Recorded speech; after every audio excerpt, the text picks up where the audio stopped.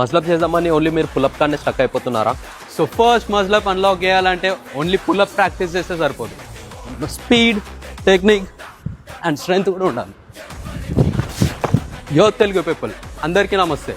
మీకు మజిలప్ ఎలా అయ్యాలో నేను నేర్పిస్తాను, నన్ను ఫాలో అవ్వండి. ఫస్ట్ పుల్అప్ కోసం అయితే ఆస్ట్రేలియన్ పుల్అప్స్ అయితే ప్రాక్టీస్ చేయండి. సెకండ్ థింగ్, గ్రిప్పింగ్ మీద కాన్సన్ట్రేషన్ చేయండి. మీ నకిల్స్ అనేది పైకి ఫేస్ చేయాలి. సేమ్ గ్రిప్పింగ్ తోటి పుల్అప్స్ ప్రాక్టీస్ చేయండి. నెక్స్ట్ స్వింగ్ మీద కాన్సన్ట్రేషన్ చేద్దాం. మీ స్వింగ్ చేసేటప్పుడు మీ టోస్, హిప్ అండ్ షోల్డర్స్ ఒకే రైట్ లైన్లో ఉండాలి.